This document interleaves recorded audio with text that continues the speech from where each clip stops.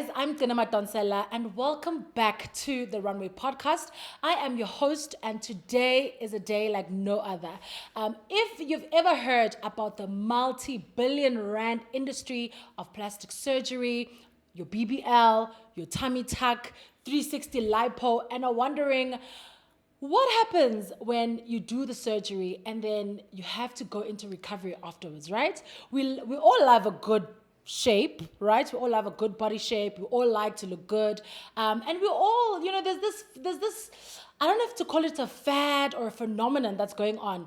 But what I can tell you is that I have got an amazing guest today and her name is Leverne. Okay, she's the owner of Pursuit Consulting and she's here to break it all down to us. What happens in the recovery room? What can people expect? The business of, medical tourism, and then also to do a BBL or not to do, right?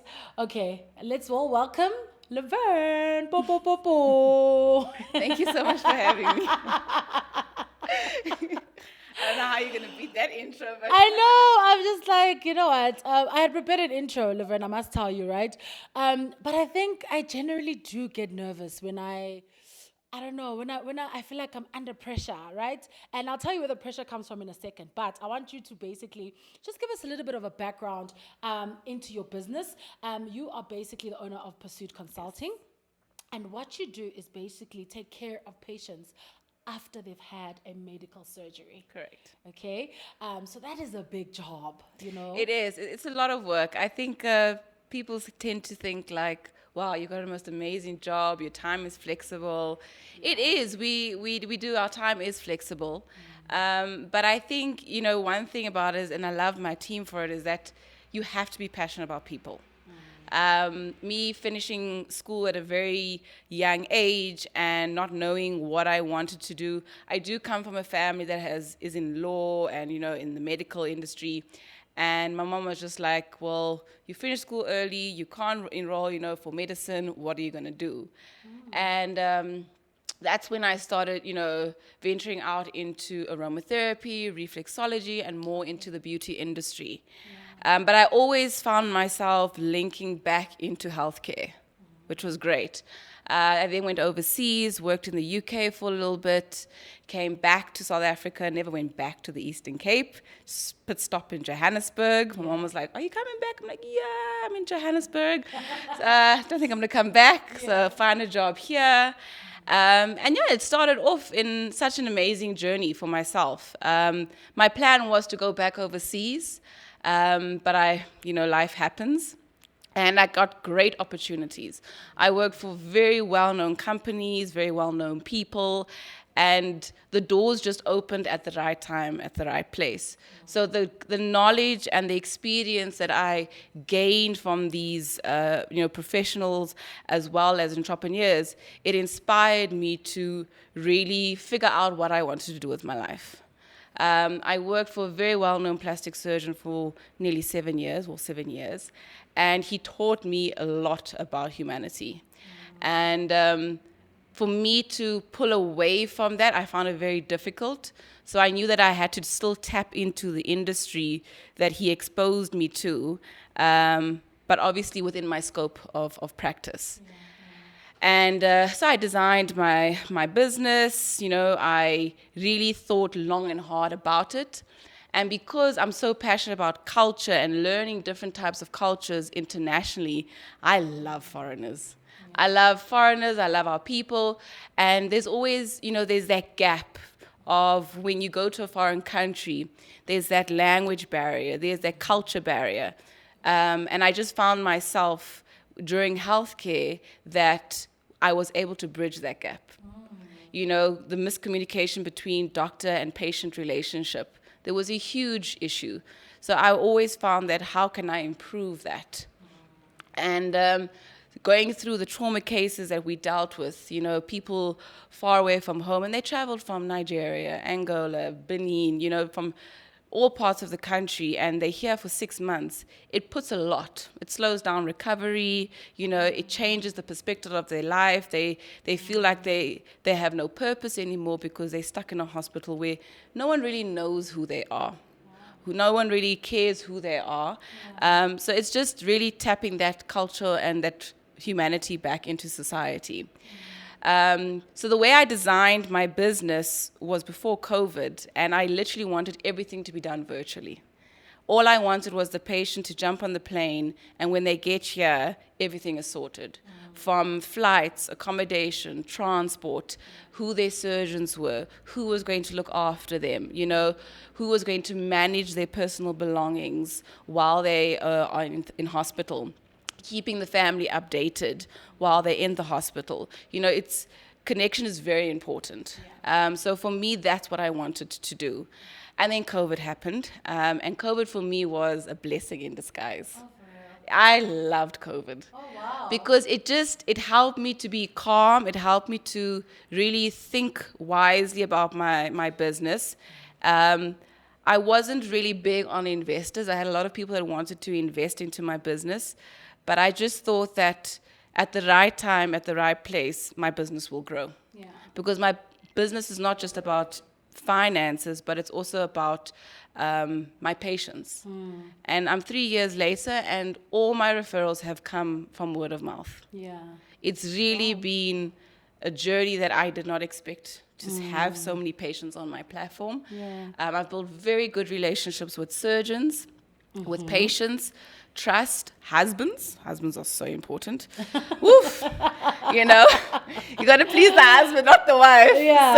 You really learn a lot about people and who they are and their businesses. So for me, it was just that whole dynamic of always being busy. Yeah. Don't put me in an office. I will not perform. I will actually make your business go downhill. So for me, it was just being out there and making sure that everyone's life is easy for a surgeon as well as for the patient. Yeah. It's so interesting to me that in our South African context, a lot of people, let me just say maybe a year or two ago, it was kind of fashionable to actually fly out of the country. Yeah. So Turkey is very big. Yeah. I know Dominican Republic is also another one where, people travel out of the country. Correct. But people actually don't know that the people outside of South Africa come into South Africa for surgery. Yeah. So we actually do have good doctors. We actually do have good surgeons. We do. And we've got, we've got one of the best healthcare departments in the world. It's just unfortunate with the situation, but our doctors are brilliant at what they do. Yes, it is expensive, but at the end of the day, you need to ask yourself, if you want to, it's your health at the end of the day. Yeah. If you want a good surgeon to look after you and do a good job, you're going to pay. Yeah. Especially for aesthetics. It's as we always say, it's self-inflicted pain. You're not sick. Yeah. It's a choice you make. Yeah. I think also with people traveling overseas, I'm not against it. But I always just say to my patients, it's your decision. I don't choose the surgeons for you. Yeah. But if you say to me, I'm going to go to Turkey, this is the quote that I got, this is what the surgeon is going to do, I'm going to question you with the risks. I'm going to question with, can you handle being away for so long and so far if there are any complications? And I've seen very bad, stories. I've been called out to assist patients in Turkey, fly out to Turkey, fetch patients, fly back to their country, not even in South Africa. Oh my. So people don't really see further than just the beautiful body. Yeah. The recovery is a long process. It is. It is, and it can be more expensive than surgery. But I always say that as long as you got your T's crossed and your I's dotted, you can go have surgery anyway. Yeah. As long as it's a qualified plastic surgeon, that it's a 5-star hospital facility, you've got a team looking after you post-surgery, go for it. Yeah. But if you're why travel so far when you have such good doctors here? Why don't we're all about empowering our people, so why don't you support the same doctors that study 16 years? Yeah. They don't, it's not easy for them as well. They work long hours and they don't just do aesthetics, they do reconstructive surgery. They're doctors on call. There is a shortage of plastic surgeons on call in South Africa. So these doctors are duplicating themselves into multiple professions to service And, seeing people travel overseas and then when they come back, they get botched, it's a problem. Yeah. Because who gets called? Exactly. Like, Sure. hi, Leverne, I had a BBL 2 weeks ago and now I've got a hole in my bum. Oh, my word. So, it's those type of things that I want to avoid because it's really, it can be very traumatizing. Yeah. But then it's then also I would want to know, because you obviously explained how you got into the industry and obviously your passion for humanity and just taking care of people, which is so important in the healthcare space, right? When it comes to actually, just creating or building those relationships with the different surgeons, is it something that you just say, hey, this is Laverne? How do you create those relationships with the different surgeons? So with the surgeon that I worked with previously, plastic surgeons are quite diverse surgeons. They are always a surgeon they do joint procedures.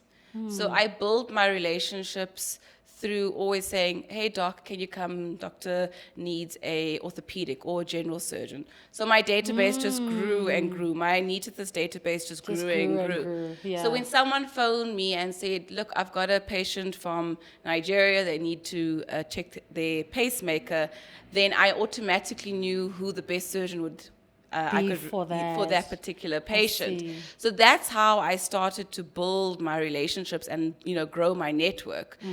Is also seeing their work. It's not just looking in the yellow pages and you've got the surgeon in Santon. No, it's actually working with them, seeing their work, seeing how they handle their patients. And when I started my business, I thought that I had to advertise all plastic surgeons, or actually all surgeons. And I realized, no, I can actually be very selective. As long as I don't select the surgeon for the patient, I'm fine. Yeah. So I don't choose the surgeon. My patient chooses the surgeon. Okay, Yeah. so I can, for example, if I want to do a tummy tuck, and this is where the pressure was coming from, right? I'm sitting with the lady that literally helps people heal, and make people look good, essentially, because they come out of hospital or the surgery looking sore, and then you basically help them, nurse them back to health. And then I'm like, oh my gosh, she's just going to look at me and she's going to judge me. Oh, no. I'm Not to judge. the pressure is getting worse. No, but it's I even made a bold claim when we started the podcast to say it's a billion rand industry, right? Are we seeing more and more people like open up to surgery, like going to doctors and like doing it, especially in South Africa? Yes. I think COVID opened a lot of people's eyes of what they look like through the Zoom camera, I had a CEO of a very well-known business, and he was just like, I need to fix my face. Oh, my. Because he saw himself in the video, and he was just like, if that's what my staff sees every day, I'm shocked. So it's those was he type just of not things. looking in the mirror? Like I think he was aging, and it's okay to age. You can age gracefully. Yeah. But I think it's very important to look after yourself, especially if you're in a high position, if you empower any form of, community. Wow. I think it's not just about your talent, but I think it's also how you present yourself. It's how you look after your health. It's those type of things, and a lot of people have forgotten how to look after themselves because life has become so busy. Yeah. So it is a long process. Like I do pre-consultations, it's surgery, it's I prepare patients for what is coming ahead. So there's a lot of there's a patient scheduled for surgery in April. They're already getting consulted now with me. Yeah. We're going through the preparation, what they can expect, what they need to eat, what they need to wash their bodies with. Already? Yes. Okay. Because, you've got to mentally prepare your mind. There's certain things that you cannot prepare for, and that's fine. But for self-confidence, it can only happen with consistency. So if you have that person, on your right side that's constantly motivating you and saying, yes, you are the right candidate. You're going to look good. What is the reason for you doing surgery? Everyone's doing surgery because social media has created that you should have this hourglass shape. And not everybody can have that hourglass shape. Oh, but we want it still. We can get you there slowly. Slowly, And it takes yeah. time. It Yeah. doesn't happen overnight, you know. So it really is about preparing the patient. And not everyone is a good candidate for BBL. Yes, I want to get into that. What is a good candidate? What would you consider somebody who's a good candidate? Is it how they look? Is it the weight? Is it, I don't know. What There's what a is lot of good things that the candidate? surgeon looks at, and you know, it's lifestyle. It's what are they wanting to enhance. You know, for people such as myself, who's got a very small waist and a proper Xhosa body, I wouldn't want to make my hips and my bum bigger, but I would want to contour. You know, and I have the pockets for it. But if you have someone that's got a bigger belly and a smaller, a lower body, Yeah. it'll be quite difficult to give them my size hips because their anatomy is very different to mine. Their pockets is a lot smaller. But over time, you can gradually, enhance that. But that's the surgeon's decision once he's done his clinical consultation.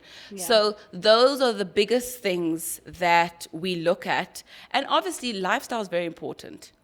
If I have a patient that says, I will not stop smoking, I will not look after you. Are you serious? Because it just creates complications. Smoking, drinking, it really is, it creates a big hazard after surgery. Infection, not getting the actual shape that you want. Health during your surgery as well. Yeah. Remember, you are under general anesthesia. Yeah. So it's still a medical procedure. It's not a thing of going to get Botox and fillers. Someone is actually putting you to sleep. Yeah. They actually fiddling with your body. They're removing fat. They're inserting fat. That's a long process. That's a lot of trauma for the body. So majority of women are candidates. It's more of the lifestyle and the current body shape that they present. Yeah. Yeah. And it's not my Sure. it's not my decision. It's not your decision. If Yeah. the surgeon says no, the surgeon says no. And even whether people can afford or not, right? So a surgeon can, whether you literally put money on the table and say, I want to do this. No, because you lose He his can license. decline. Yes, Yeah, okay. and it is. Look, it's expensive. And What do we talk? What's expensive? Let's give it a range, more or less, just for people who are out there like, I was thinking about it. I'm trying to do research. starting from about 85,000. 85,000 Yeah. rands, right? Yes, Okay. and that's excluding recovery, Recovery. maintenance. That's just for Oh the goodness! surgery. And we never talk about maintenance. I No, have actually never thought about okay, maybe not never, but I mean, there's a Everything whole need- maintenance afterwards. Everything needs maintenance. Your Oh, car my needs word. maintenance. Your handbag needs maintenance. Yeah. The mic needs maintenance. Everything needs maintenance. No? It's exactly, everything needs maintenance. So, Yeah. I think that's the biggest challenge we have and surgeons have is the expectation. Managing that expectation to say, I can give you what you want. The question is, can you maintain what I give you? Okay, okay. Like you need to change your lifestyle. Yeah. So the programs that I implement is really based on tailor making it for you. So your program will be very different to Anthea's program. No one will have the same program. So when patients start comparing their programs, I switch off. I'm like, you know what? If you're going to have that mindset and that mentality, unfortunately, you're going to be disappointed no matter what I do. Yeah. So you need to switch off from society and what society tells you to do and rather listen to the professionals that know what and has learned your body to help you so that you don't go back to gain that makaba and all of those type of things, Which can happen, right? It can. Yeah, I feel like we don't talk about that enough. The maintenance, the after, you can literally go back to Square one. square one, which is then absolutely crazy for me. What do you kind of, because I understand, the business. I think I get your why, You want to help people go through the process as comfortable as possible. But I'm just thinking, in a case where something does go wrong, God forbid, how do you sort of comfort patients? What do you tell them? What's the... So for instance, which is our biggest issue, is that around about day 5, day 6, they go through a bit of a blues. So they're very emotional. They start questioning why they did the surgery. Because they're in another country, they start missing their kids. or they want their family to be around them, or they get very irritated with us. Oh, wow. So there we've really got to step in, and it's our job to identify that. So I brief them, everyone, before the recovery starts, and then I remind the patient every day to be aware of when you go through that dip. We had a patient last year who was only scheduled for 6 days, and she ended up staying with us for 3 weeks. And she only snapped out of the whole surgical recovery on day 12. Sure. And the nurse was just like, I don't know what to do. She's not listening. She doesn't want to get out of bed. And I came with a bunch of flowers. I came with cake, and I sat on the bed with her, and I said, right, let's talk. Tell me what's going on. Where are you, at what crossroad are you confused and questioning why you're not doing this, why you did this? Yeah. So it's really that sit down and have that open communication and that conversation of reminding you why you've done this. You told me this is why you're going to do this. Yeah. I warned you, and I mentioned that it's going to be a long process. Yeah. Oh, but I didn't expect it to be so long. But what did you expect? You've never been in this situation before. Yeah. So it's really that mental communication and that constant reminder of, this is what we do. It's very rare that I phone the surgeon. Touch wood, I have had no complications. For patients that I do feel that are not 100% okay, they go straight back to hospital. Yeah. Because we don't have that type of, we're not a hospital. We're a step down, So it really is, you have to be on alert all the time. Yeah. But then let's talk briefly about then the costs associated with the recovery, because if the procedure itself is about 85 or from 85,000, what's the cost then of recovery? And what's the general kind of, how long does it generally take? So the fun part of my business is that we can look after you at home, in the comfort of your own home, or you can stay with us. Okay. There are just those certain people like myself. I'm a single mom. It will be very difficult for me to be away from my kids for 7 days or 14 days. Yeah. So I created that, the business plan so that my staff could work within their home, and then obviously in the facility. So if you're doing more than one procedure, it would be at least 10 to 14 days. Okay. But if you're doing a minor procedure like liposuction, then it's 5 to 7 days. Okay. And what's the cost for that? It starts from about 45,000, and that includes everything. So that's transport, meals, managing your pain, wound care, your whole rehabilitation program, 3 meals a day, and then having a 24-hour nurse with you. So you have a 24-hour nurse for at least 5 to 6 days. Thereafter, we could do daily checks. Yeah. And it can go up to 80,000. It can go up to 120,000. It depends on the patient's budget. It depends on the support system. And it depends on the procedure that we're doing. If they're doing a full mummy makeover, strictly 14 days. Yeah. And that is a lot, because you technically only snap out of your surgical recovery on day 6, day 7. So there's a lot of work. The team works, even the facility, they are phenomenal. It's really being there, making sure that the drains are intact, that the garment is on correctly, that the patient is actually having a bath, making sure that the patient is eating, making sure that they having their water intake, because they have to have about 3 liters of water a day. So we really create that environment where we're like, right, out of bed today, we're going for a walk, or it's 12 o'clock and you're only on bottle number 2. So it's that motivation that gets the patients out. Because my job is to make sure that by the time you leave in 14 days, that you're fit to leave. That's basically the mentality that I've created. Sure. And it can change. It can change where on day 7, they're not ready to even be discharged to go back to their country, and the whole program changes. So they have to stay longer. You have to adjust here and there. I feel like I'm ready. You make this look like, you make it sound like I'm just gonna be there and there's just someone taking care of me. There's someone checking. I need to check out because my life is so busy. I feel like I need the moment to just be away and have someone checking on me and have someone just taking care of me. Did you drink water? Did you eat? But yeah. The 5 days of the recovery is very important. And we've had patients from Saudi. We've had patients from the UK, from the States. I had a patient last year that flew all the way just to have a consultation with me. And I was happy, but at the same time, I was like, but we could have done this on virtual. She's like, no, I had to see you. So it's really a diverse in terms of the patients. I do see a lot more international patients. That was my drive, was to bring the everyone currency here to South Africa.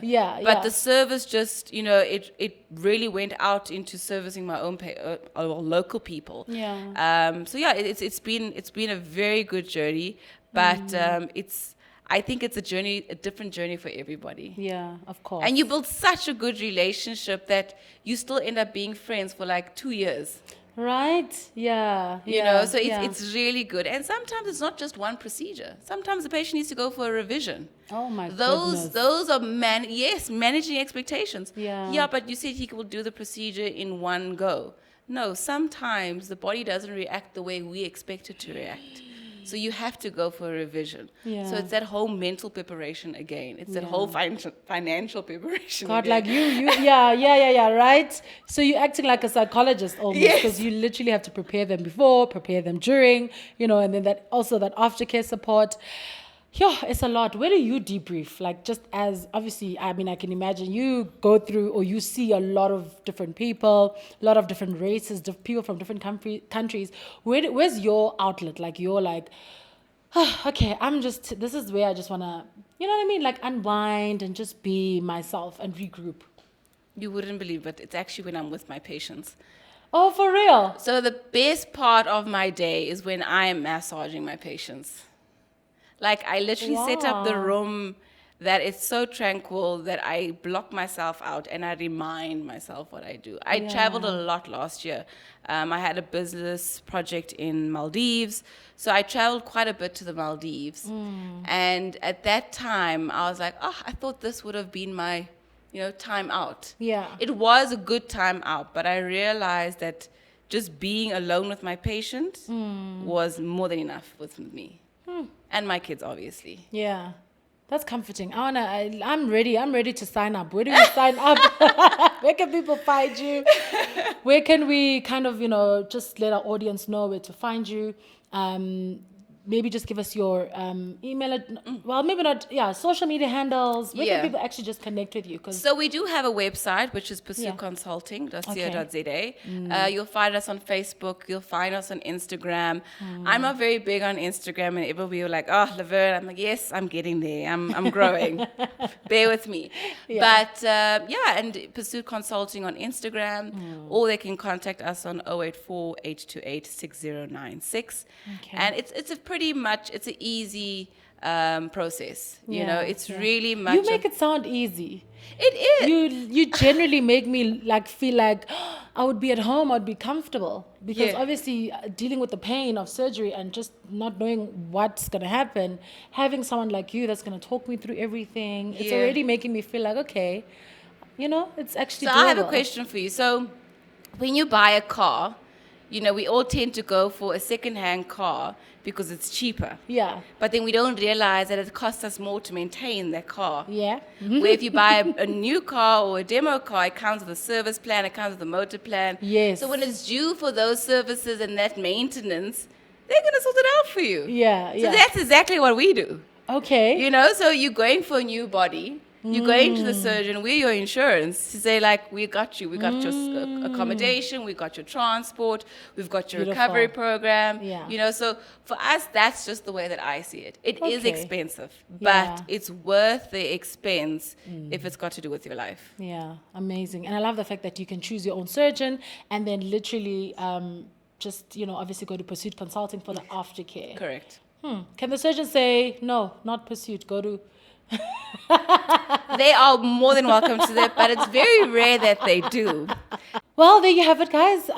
Everything you want to know about aftercare for your surgery. If you want to talk to Laverne, connect with her on our social media handles. And don't forget to like, share, comment, and let as many people know about Runway Podcast as possible. We are here to give you all the tips, all the tools that you need for your business and, of course, your lifestyle. And it was such a pleasure to have you, Laverne. Thank you so much for having me. If you've got any questions, I'm sure people will drop them in the comments, actually. If we need to do like a second episode, let us know. But from me to you, it's nothing but love. Don't forget to share the video, okay? We need a thumbs up too. And then also, I want to remind everybody that this podcast is shot live from Mano Media Studios, and of course, it is in partnership with Opulanthia. I will look everything in the description box below. Make sure you go follow, like, and comment on those pages and say I sent you there. Cheers, guys. Thank you.